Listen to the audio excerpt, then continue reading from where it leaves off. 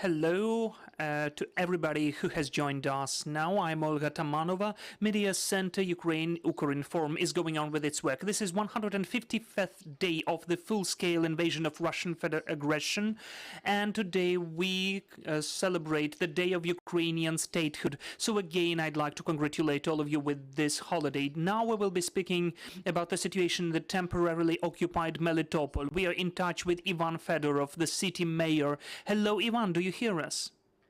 Yes, hello. Hi, could you please tell what is the current situation in the city of Melitopol? The situation during the last week did not change a lot, just several points which unfortunately are deteriorating. First of all, the movement of heavy armament through Melitopol city. Daily we see 2 or 3 columns, more than 100 units every day. Those are both tanks and airborne armored vehicles and other armored armament and equipment which is going through the city and its suburbs, and also working to the Crimea and Kherson. And secondly, that Melitopol city directly has the enemy who is strengthening, unfortunately, and pressing our citizens. They are preparing this pseudo-referendum, this pseudo-populistic event they are trying to create. They are massively kidnapping people, torturing people, and as a consequence, under pressure, there are some of the videos of the people who so-called confess in everything, in whatever is possible and impossible. They confess in what they've never done, because we understand what those people were doing at the occupied territory before. Of course, now we have the deterioration of the situation in our medical institutions as for the deficit of medicines, because every day it is harder to provide the medicines through our volunteers, because at the enemy's checkpoints they totally take all of the medicines. For instance, the blood medicines which we were trying to give, all of those bags were totally stolen, taken away, and the temperature regimen was violated. That is why those medicines just could not reach Melitopol city in the quality which is needed for them. And also we see the continuation of the registration of the people. That is inventarization, I would even say, of the population which are living there, apartment by apartment, of everybody who stayed there, what properties they have, and so on. Do we understand how many civilians are now in the capture of Russians? We don't know the exact number, of course, but the official registration. What's official registration? In fact, this is the register which we conduct with the support of the regional military administration. If the relatives, the parents, or the friends have officially announced and registered the people who were taken captive, as of today, approximately 20 people are captive just in Melitopol city. But of course, this figure is much higher, because the most important thing, what the Russists are saying now, if you would like to see your relatives again, don't even think to speak about that in the media or to the official authorities of Ukraine. So as of today, according to the official register, that's just 20 people, but definitely we may say it is 2 or even 3 times higher, and then we can get the real figure of the prisoners of war who are now in Russia. As for Kherson, we know that the educational institutions and employees are under pressure. What's the situation in Melitopol? Or do we understand what is happening there in the educational institutions? As of today, the educational sphere is really under another wave of pressure, because soon they will have the 1st of September. And it also concerns the educational institutions, schools, and higher educational institutions. As of the schools, we are aiming for several points. First, of course, whoever wanted evacuated the heads of educational sphere, the directors of the schools, the government's authorities on the educational spheres, and teachers.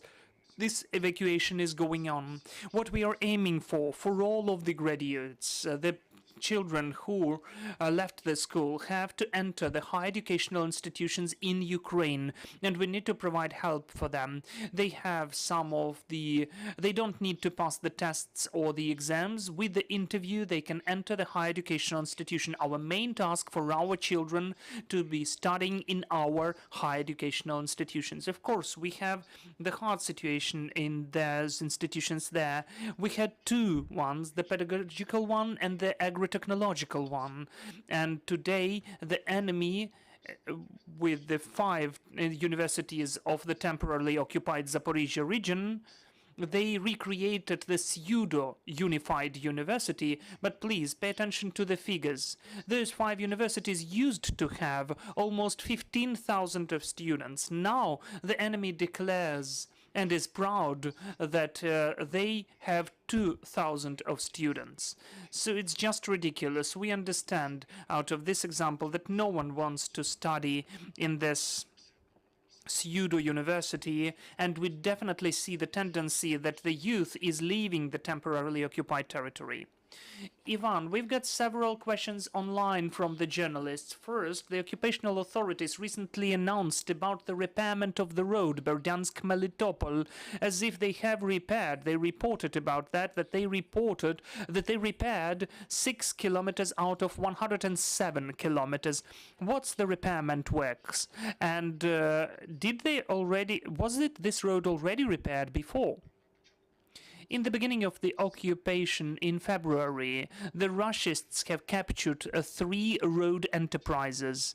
The part of the enterprise which belonged to the automobile roads in the industrial part of the city of Melitopol, then the communal enterprise of asphalt factory, concrete factory, and the third enterprise also belonged to the state, that is regional state commission, road commission, and they totally stole all of the equipment, the factories, and they're trying, basing upon these enterprises, they try to organize the road repairment. Yes, they really started the road repairment.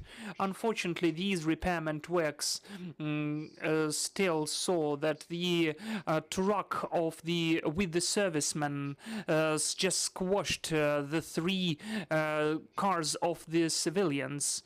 A couple with a child, and this child is now an orphan. But yes, they have some propaganda works as if they begin the repairment works of the roads. But I'd like to drive your attention that during the last 5 years, Melitopol doesn't have a single road which hasn't been repaired in the central streets of the city. All of the roads have been repaired already, and all of the roads which are coming to Melitopol have almost been repaired. Both the road to Zaporizhia and also the repairment of work to Novakhovka, to Kherson, and also the same concerns the road to Berdyansk.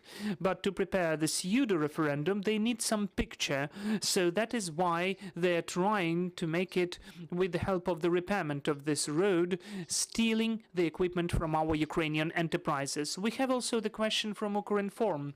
At the fuel stations at the occupied territories, they have fuel and petroleum already. Do you know where it is coming from? It emerged since the first weeks of occupation. They began to bring it from the Crimea.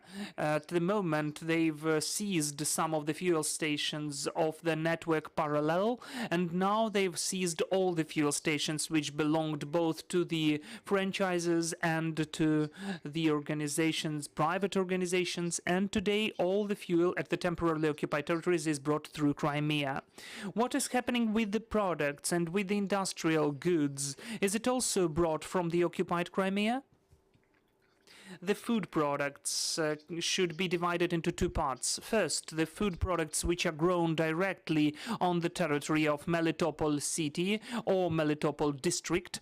And of course, we understand that the amount of these products which is grown on our territory is unfortunately, not enough in comparison with the consumed products, but still we don't have deficit of vegetables and fruits because not that much is consumed. But all of the products which we have produced in Ukraine are either deficit or they cost 3 to 4 times more expensive than on the territory of Ukraine. Mostly those are the food products and the necessary products brought from the temporarily occupied Crimea. In Melitopol, almost all of the communal enterprises are now created as state-owned enterprises. Why do they do that? And how do they have such low tariffs for the customers?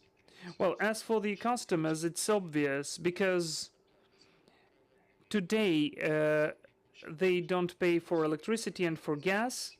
And of course, these enterprises don't pay any taxes to Ukraine as they need to have for the use of our communal network. And of course, the tariffs can be decreased if, for instance, someone is paying money for the electrical energy in the apartment, but the enterprise which is taking this money is not paying a single penny for this electrical energy. And then, of course, you may decrease your tariff to 0. So we are also urge our citizens not to pay for communal services at all. As for your question whether this money is transferred to the state structures, it's not true, because there are no state structures at the territory of the temporarily occupied city. Whatever they do now, they urge our citizens to pay for communal services through the cashiers in cash, and we understand why they do that. Just to steal this cash and to share it between the collaborants and the occupiers, not to be sent it for the payment of the consumed services. According to your information, what are the main problems felt by the residents of Melitopol? First of all, yes, well, besides the occupation, of course. First of all is security. No one can guarantee security for the people who are now in Melitopol city, and no one can guarantee any protection. Secondly is the issue with the services provision, like medical provisions, social services, pensions. So now the situation has become more complicated and deteriorated than it used to be before.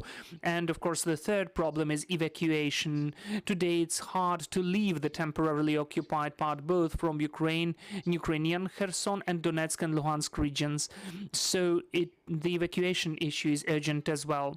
Thank you so much that you found time and you've joined us. I would remind you we had Ivan Fedorov, the city mayor of Melitopol city. Thank you and stay in touch with us. Thank you.